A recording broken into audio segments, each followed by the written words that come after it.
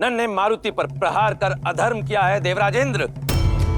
यदि वो हठ कर रहा था तो उसकी उस हठ को प्रेम से तोड़ने का प्रयास करना चाहिए था आपको। वज्र के स्थान पर अपनी वाणी का उपयोग करना चाहिए था आपको।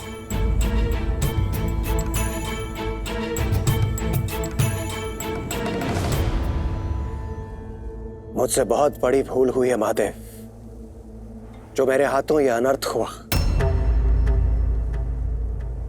मुझे क्षमा कर दीजिए महादेव।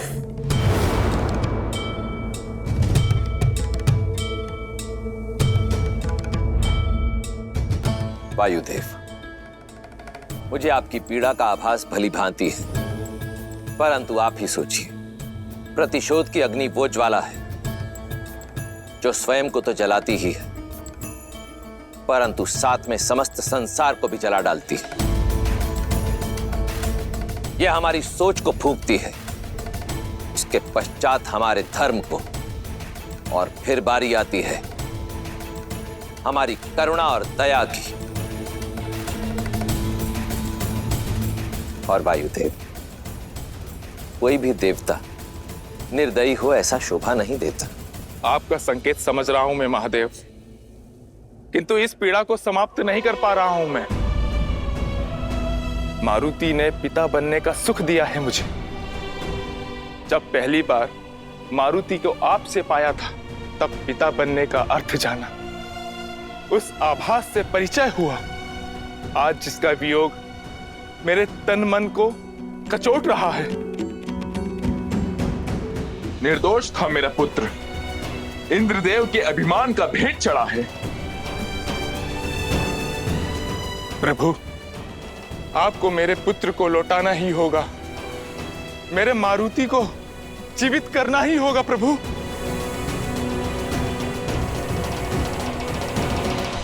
ये श्वास की डोर है वायुदेव, जो एक बार टूट जाए तो पुनः जुड़ती नहीं है। परंतु मारुति का जन्म जीवन और मृत्यु के जाल से कहीं अधिक ऊंचा है,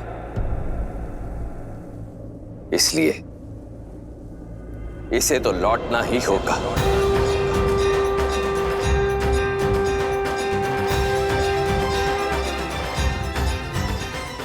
और ये कार्य स्वयं जगत पिता ब्रह्मा करेंगे।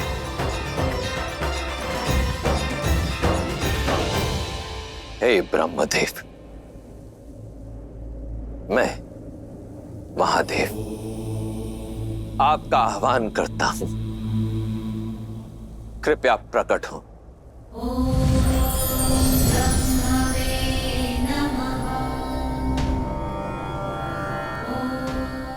प्रणाम ब्रह्मदेव। प्रणाम ब्रह्मदेव।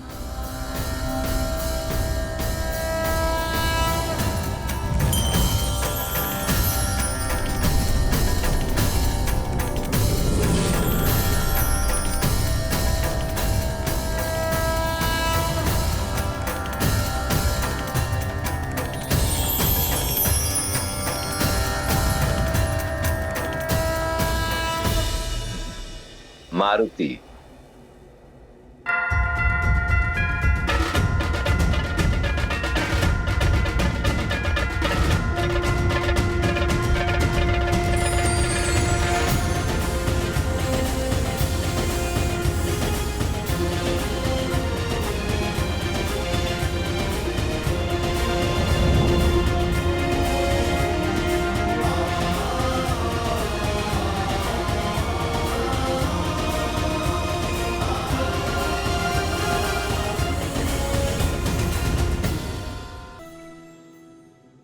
पुत्र, मेरा पुत्र मारुति पुनः लौट आया।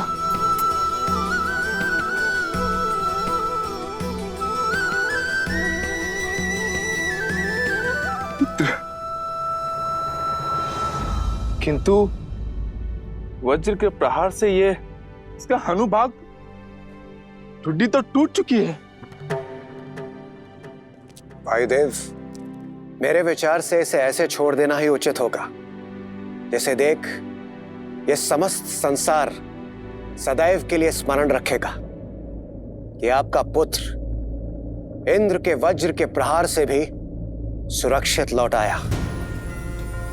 उस वज्र के प्रहार से जिसके नाम मात्र से समस्त संसार कपित हो उठता है, आज के पश्चात इसके इस बल के लिए समस्त संसार इसे बजरंग बली कहकर पुकारेगा।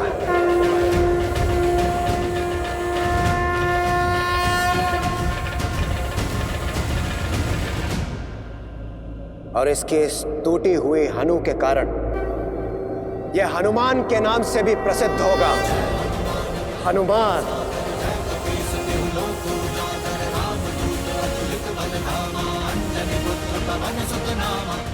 हनुमान।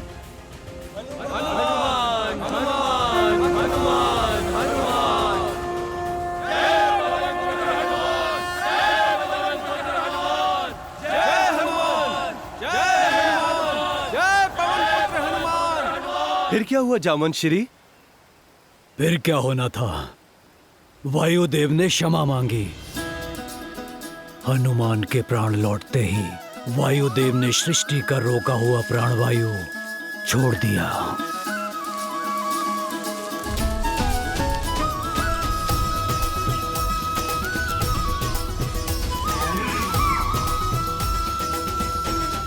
प्रणाम ब्रह्मदेव। हनुमान। महादेव, आप यहाँ हैं? प्रणाम। प्रणाम। क्या हुआ था? वो मेरा चमकदार फल कहाँ गया? आपके दर्शन पाए, पर मुझे वो फल चाहिए। फल की चिंता है तुम्हें हनुमान, परंतु यहाँ उस फल के अतिरिक्त और भी बहुत कुछ घटा है हनुमान। और अब प्रसन्न हो जाओ, क्योंकि तुम्हें बहुत कुछ मिलने वाला भी है। केवल हमारे दर्शन ही नहीं, हम सबका आशीर्वाद और वरदान भी। सभी देवताओं ने हनुमान को वरदान दिए।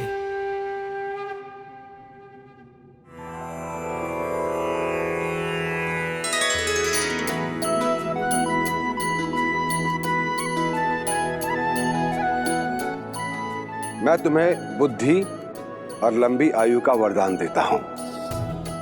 तुम सुर और असुर दोनों ही कुलों में आदर का पात्र होंगे। ब्रह्मास्त्र और ब्रह्मपाश से भी सुरक्षित होने का वर देता हूं।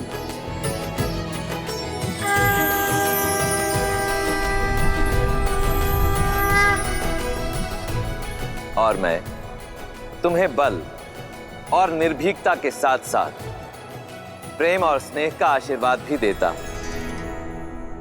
तुम्हारे शौर्य की गाथाएं ये संसार युगों युगों तक गाएगा।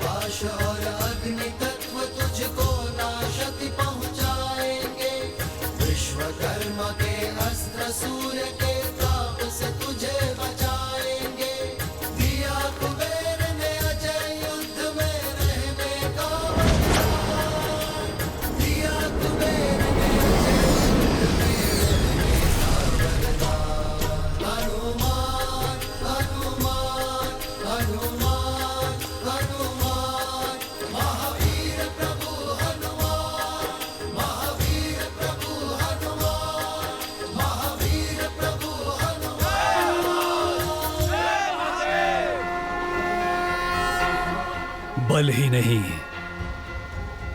केसरी और अंजना की ये संतान पवन पुत्र हनुमान बजरंगबली बुद्धि में भी सर्वश्रेष्ठ है। स्वयं सूर्यदेव से सभी प्रकार की विद्या प्राप्त की है इन्होंने।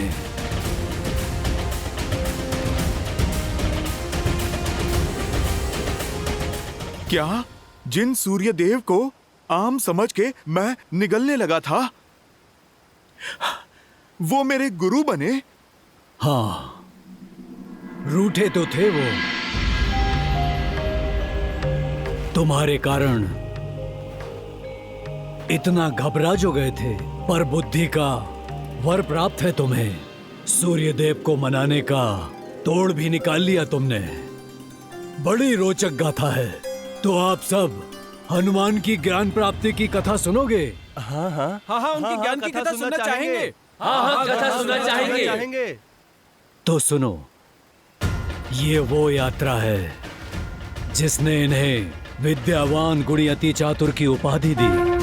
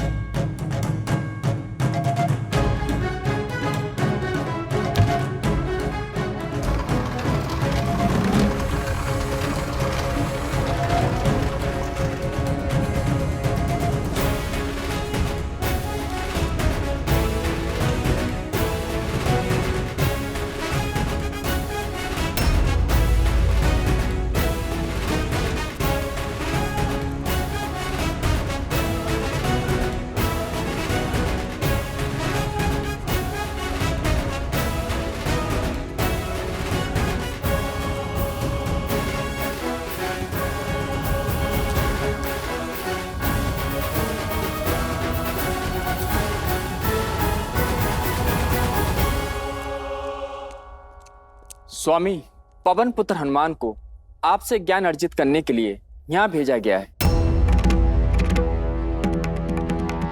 हमारे प्रतिदिन के संसार भ्रमण का समय हो गया है अरुणा।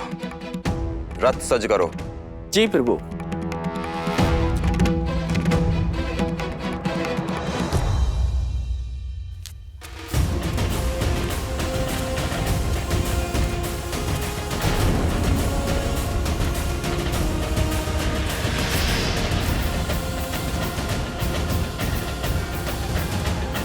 प्रणाम सूर्यदेव, मैं आपसे ज्ञान प्राप्ति के उद्देश्य से आया हूँ।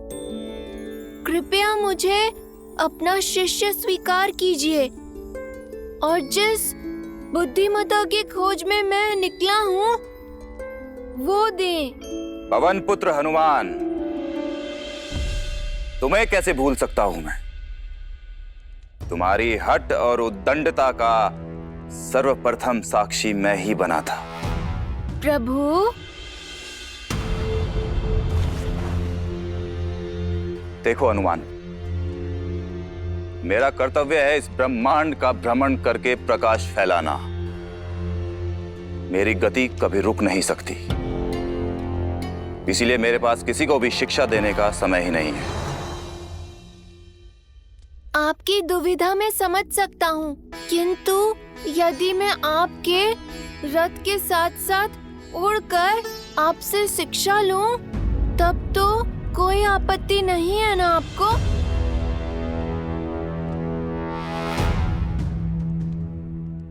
इतना सरल नहीं होगा तुम्हारे लिए ये हनुमान।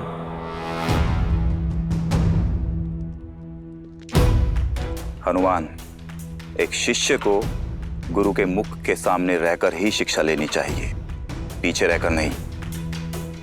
यदि पीछे रहोगे तो पीछे ही रह जाओगे, और ये मुझे कदापि स्वीकार नहीं होगा।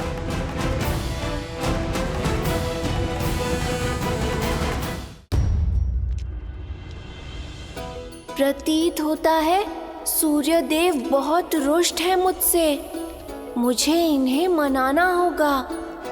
इस अवसर को हाथ से नहीं जाने दे सकता मैं।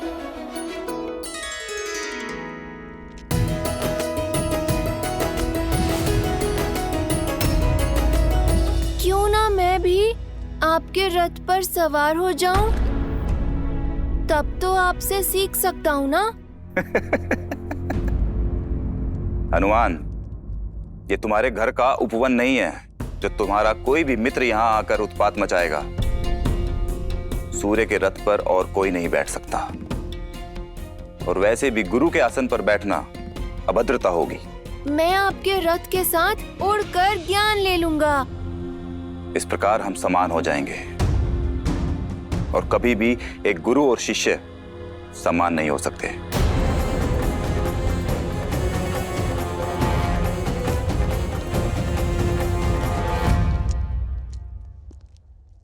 सूर्यदेव मेरे प्रण की परीक्षा ले रहे हैं।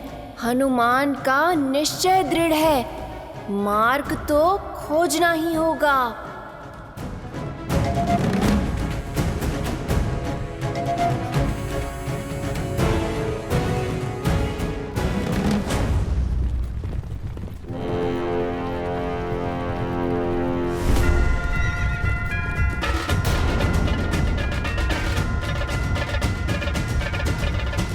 ये क्या उपद्रव है? सूर्य पथ को बाधित कर रहे हो। आपका पथ नहीं रोक रहा गुरुदेव, अपना पथ ढूंढ रहा हूँ। ज्ञान रूपी जीवन की चाह है सूर्यदेव।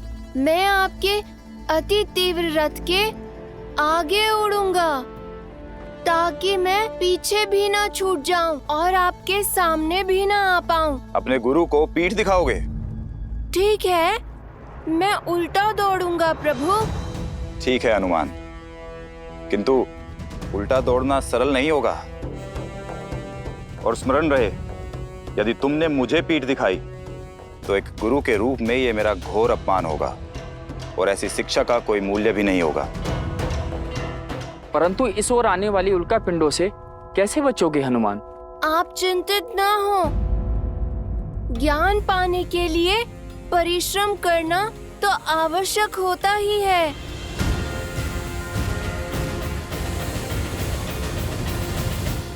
मार्ग से हटो हनुमान, अन्यथा कुचल जाओगे। मैं ज्ञान प्राप्ति के मार्ग से नहीं हटूंगा। अपने गुरु के समक्ष सम्मान और विनम्रता के साथ खड़ा रहूंगा, फिर चाहे संकट प्राणों पर ही क्यों न हो।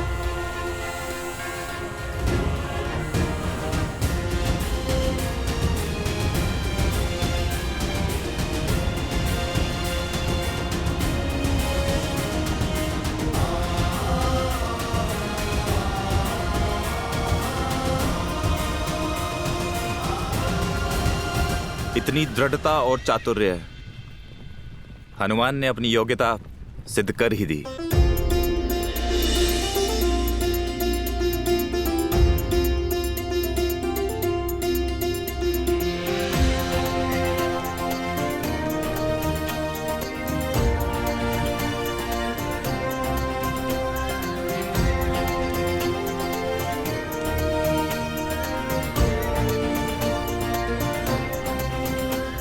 सूर्यदेव, मैं आपसे ज्ञान अर्जित करने आया हूँ। आपके समक्ष अवश्य खड़ा हूँ, किंतु पूरे आदर के साथ। ना आपके रथ के भीतर हूँ, ना पीछे, ना आपको पीठ दिखा रहा हूँ। अब तो मान जाइए। ठीक है हनुमान, स्वीकार है। मैं तुम्हें ज्ञान दूंगा, किंतु मात्र एक दिन के लिए। सूर्यास्त तक तुम्हें सब कुछ समझना होगा। मुझे आपकी शर्त स्वीकार है सूर्यदेव। तो ध्यानपूर्वक सुनो हनुमान। इस ब्रह्मांड के सारे रहस्य मेरे प्रकाश में ही समाहित हैं। वो प्रकाश जो मैं इस पूरे संसार को देता हूं। ये पूरा ब्रह्मांड श्री गुरु चरण सरोज रज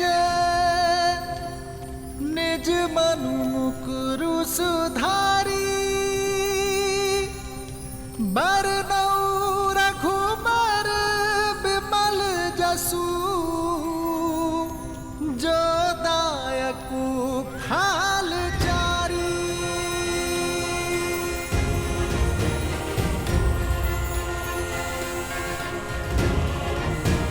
जय महावीर हनुमान, जय जय पवन पुत्र हनुमान, बजरंग बली हनुमान, जय जय महाबली हनुमान।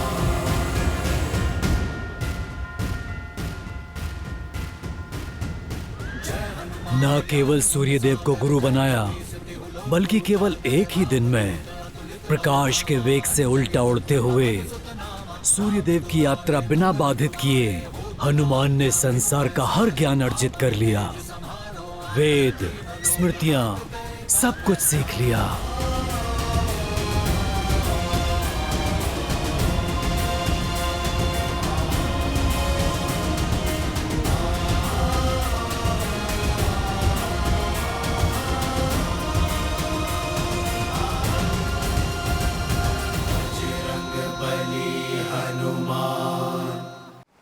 हनुमान के दृढ़ निश्चय ने और गुरु के लिए समर्पण ने उसे कैसा ज्ञान का भंडार दिया। परंतु हनुमान जी की असीम शक्तियां दिखती क्यों नहीं, जामवंत जी? उन्हें ये सब स्मरण क्यों नहीं है? कई बार आयु से अधिक और पहले मिला ज्ञान और शक्ति अपने साथ दुष्प्रभाव भी लाती है। तात, मैं समझा नहीं। तुम्हें मिला श्राप, जिससे तुम अपना सारा ज्ञान भूल गए। श्राप? क्यों, कैसे और किसने दिया जामवंत जी?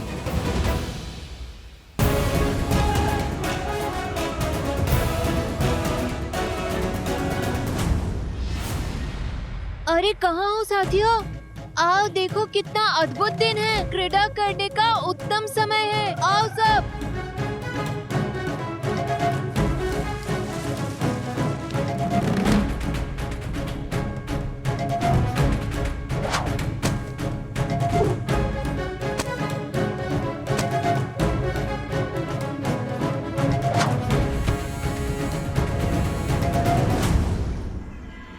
आज तो मुझे इतनी भूख लगी है कि मैं चाहूँ तो पूरा का पूरा कटहल खा सकता हूँ। अरे कटहल तो छोड़ो, एक रसीला आम भी मिल जाए तो भी बहुत है। सपना बैठ के सोचने से पूरा नहीं होता।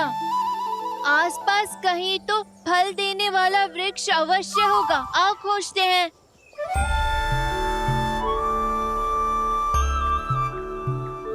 मुझे फलों की बहुत मीठी मीठी सुगंध आ रही है।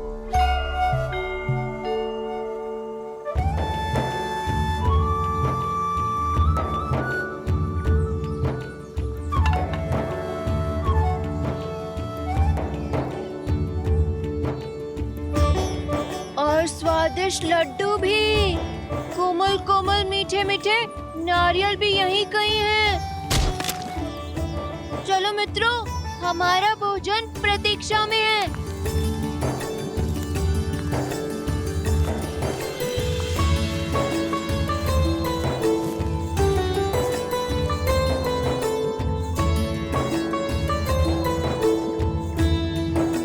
प्रणाम ऋषिवर।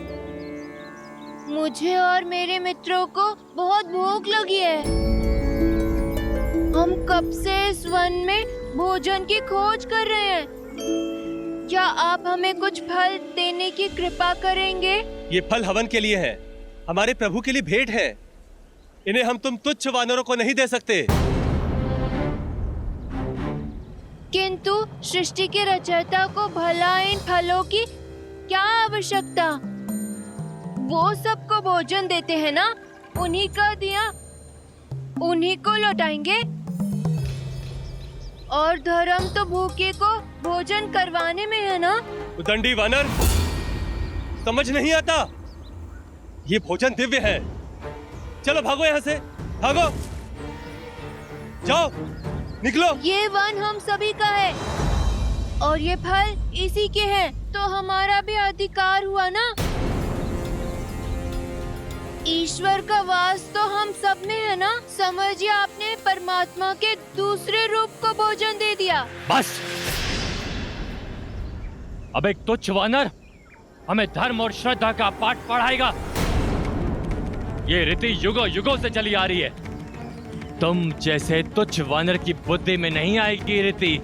जो प्राणी मात्र की पीड़ा से विमुख कर दे, वो श्रद्धा नहीं, आडंबर है। यदि आपकी भक्ति सच्ची है, तो ये फल इस वन के हर जीव तक पहुंचनी चाहिए। जब जीव भूखा हो, तब भोजन भगवान को भी रास नहीं आता। तो साहसी वानर हमारी रीति और हमारे नियमों का अपमान करता है। इससे पहले मैं तुझे श्राप दे दूं। चले जाओ यहाँ से।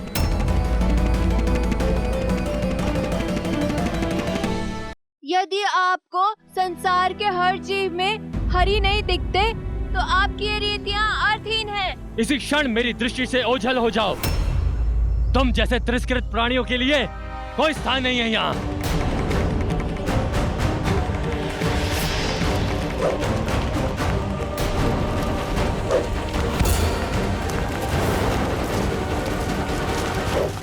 बस, मुझे तुच्छ समझ रहे हो?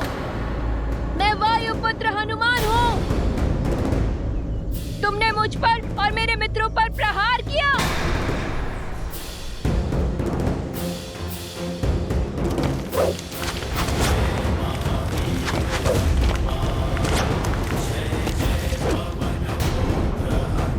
आओ मित्रों, इन ऋषियों को ऐसा पाठ पढ़ाते हैं जिसे ये कभी भूल ना पाए।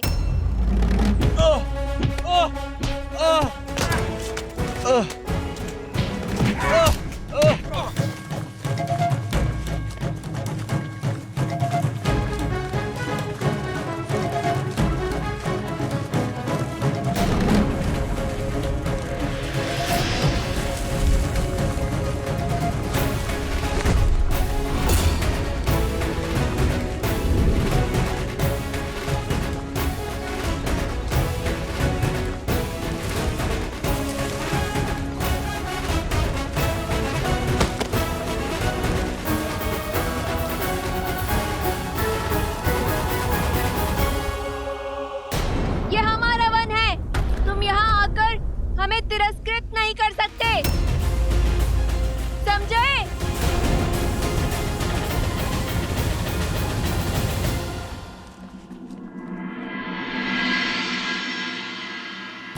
बालपन में कुछ अधिक ही नटखट थे तुम।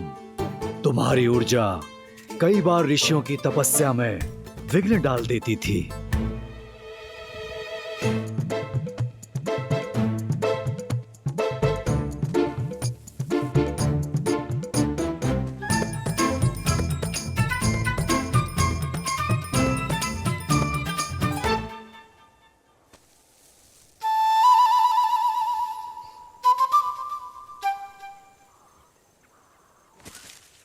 क्षमा करिए ऋषिवर, क्या मैंने आपकी तपस्या भंग कर दी?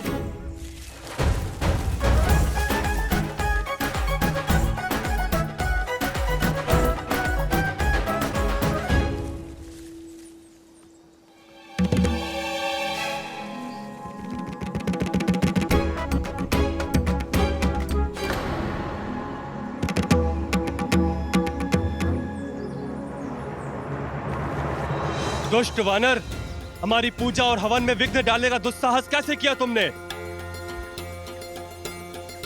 आप ऋषिवर अपनी रीतियों में इतने खो गए हैं कि उनके अर्थ ही भूल गए। रुको। अपनी रीतियों में इतने खो गए हैं कि उनके अर्थ ही भूल गए। अब इन वानरों का दुस्साहस और नहीं सहेंगे हम। मुझे आभास है कि हनुमान का जन्म अवश्य ही किसी महान उद्देश्य की प्राप्ति हेतु हुआ है, परंतु भय है कि उसके इस चपल और मनचले स्वभाव के कारण कहीं कोई ऋषि अत्यंत क्रोधित ना हो जाए। तो हमें क्या करना चाहिए? इतने दिव्य शक्तियों वाले बालक को हम नहीं तो कौन रोकेगा?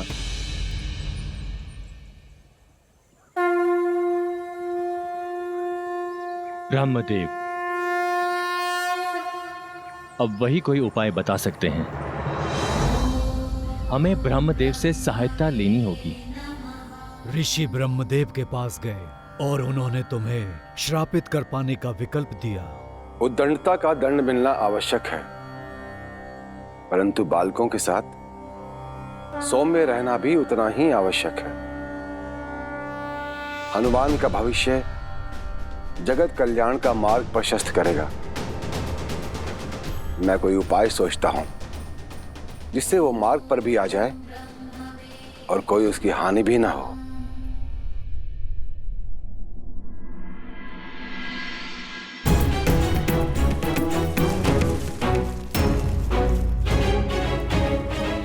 हनुमान,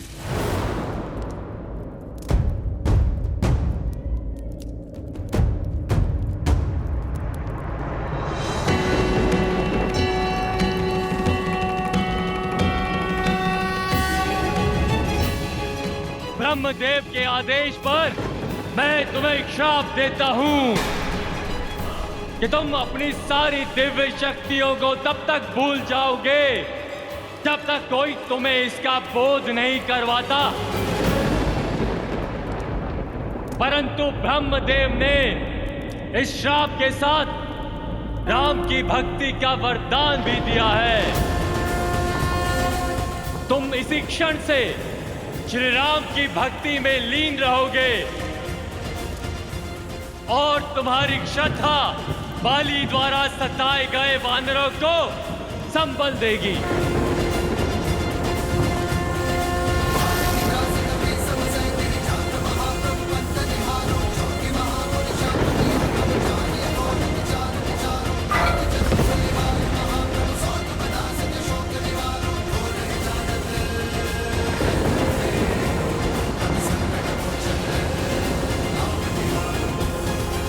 कुछ क्षण के पश्चात जब तुम जागे तब अपना बल, शक्ति सब भूल चुके थे।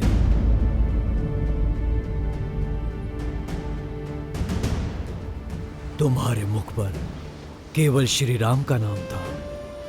उनके काम आने का एकमात्र लक्ष्य था जिसे आज तक अपने साथ लेकर चल रहे हो।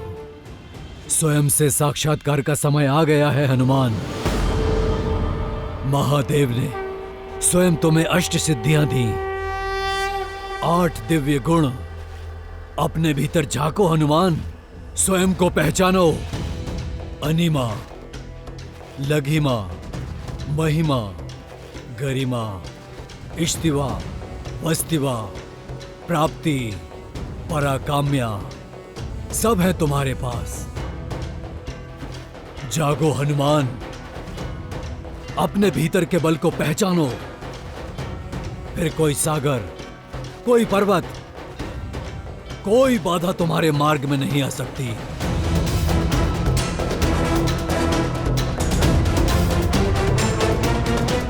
पवन पुत्र केसरी नंदन, शिवांश हनुमान, पहचानो अपने आप को। शिवांश हनुमान, पहचानो अपने आप को। शिवांश हनुमान, पहचानो अपने आप को।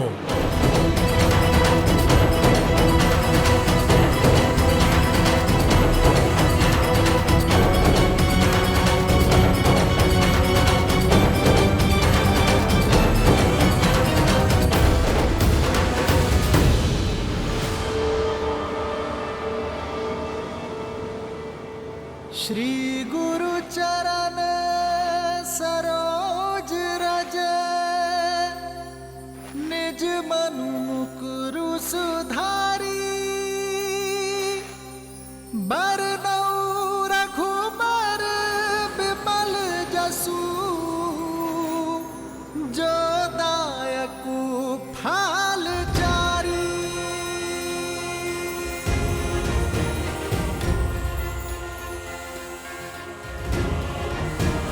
जय महावीर हनुमान जय जय पवन पुत्र हनुमान बजरंग बली हनुमान जय जय महाबली हनुमान।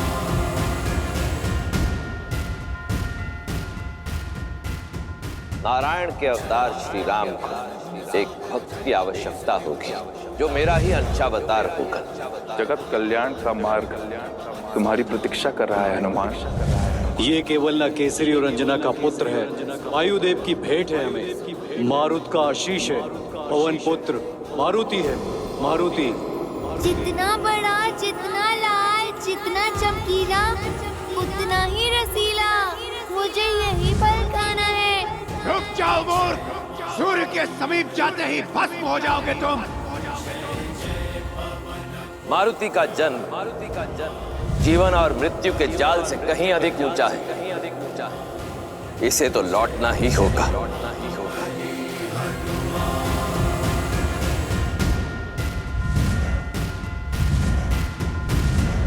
जय हनुमान ज्ञान गुण सागर जय कपीस तिहु लोक उजागर राम दूत अतुलित बल धामा अंजनी पुत्र पवन सुत नामा राम दुआरे तुम रखवारे होत न आज्ञा बिनु उद्दंडता का दंड मिलना आवश्यक है। ब्रह्मदेव के आदेश पर मैं तुम्हें श्राप देता हूँ कि तुम अपनी सभी दिव्य शक्तियों को तब तक भूल जाओगे जब तक तुम्हें कोई इसका बोध नहीं करवाता।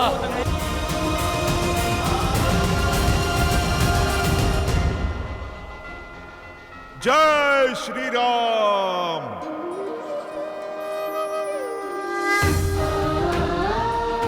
ये मुद्रिका मैं तुम्हें सौंप रहा हूं हनुमान, जो मेरे लिए सीता का विश्वास है। जब सीता मिले तो उसे ही मुद्रिका सौंप देना हनुमान।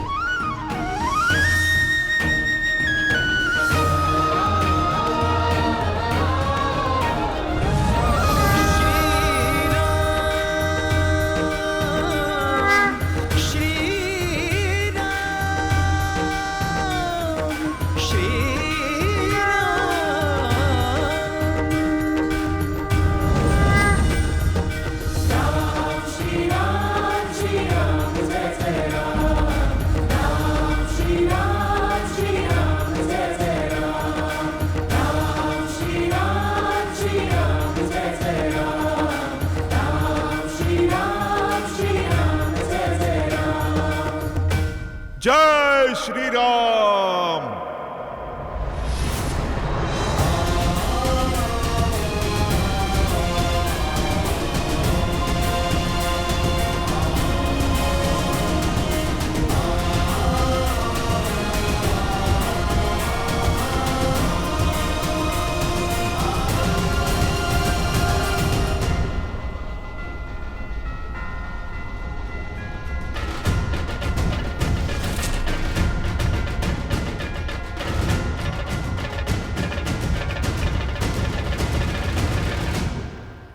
जय हनुमान ज्ञान गुण सागर जय कपीस तिहु लोक उजागर राम दूत अतुलित बल धामा अंजनी पुत्र पवन सुत नामा राम दुआरे तुम रखवारे होत न आज्ञा बिनु पैसारे आपन तेज समारो आप तीनों लोक हाथ करे तापै लाल देह लाली लसै धरि लाल लगू वज्र देह दानव तलत जय जय जय कपीस।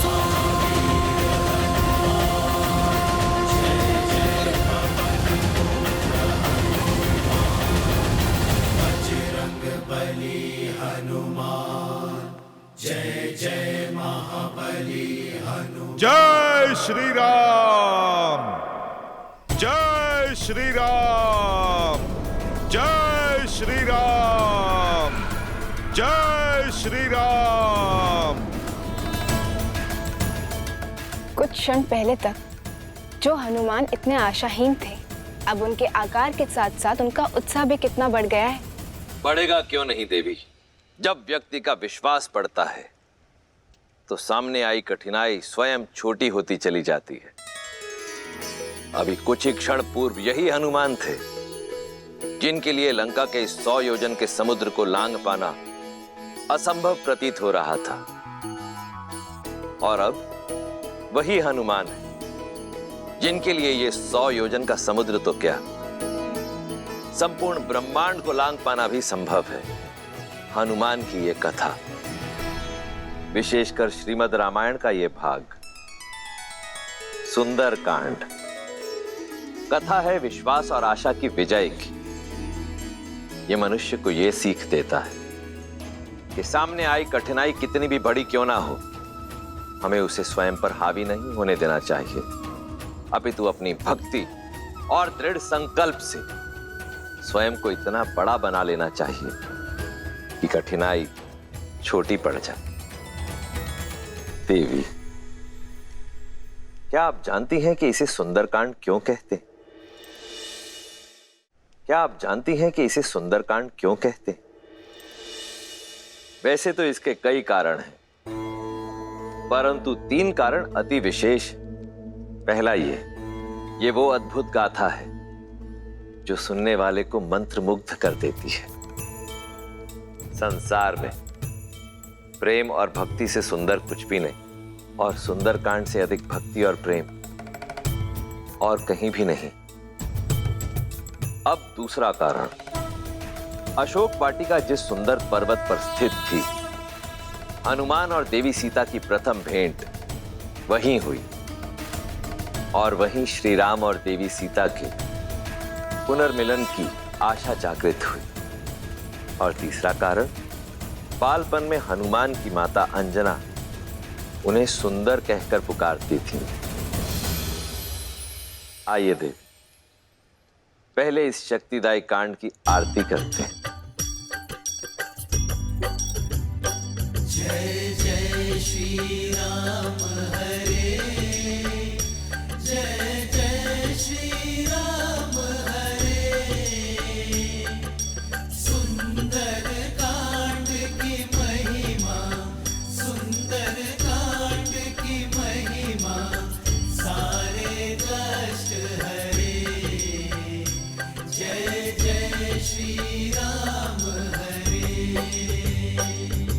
सुंदर कांड का वर्णन जो भी नर गाता, प्रभु जो भी नर गाता, मन में भक्ति लाता, मन में भक्ति लाता, पार उतर जाता। जय जय श्री राम हरे, जय जय श्री राम हरे। तो ये था देवी रुद्र की शक्ति और राम की भक्ति का अद्भुत संगम, सुंदरकांड, जहां श्री राम के विश्वास और अपनी भक्ति को अस्त्र बना सज्ज हैं हनुमान, लंका पर प्रथम प्रहार करने को।